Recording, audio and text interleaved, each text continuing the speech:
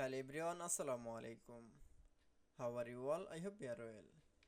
Welcome back to my channel in this new video. Today's video, how to remove border text in Microsoft Word document. So let's start it. At first, open your Word document file. Firstly, then I will show that remove border text. Now select from the text.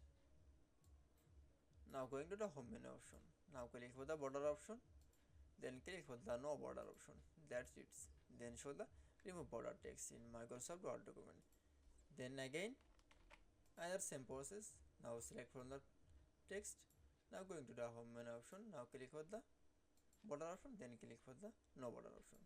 That's it. Then I show remove border text in Microsoft Word document is very easily. I hope to enjoy the video. Please like, comment, share and subscribe my channel. Thanks for watching my video.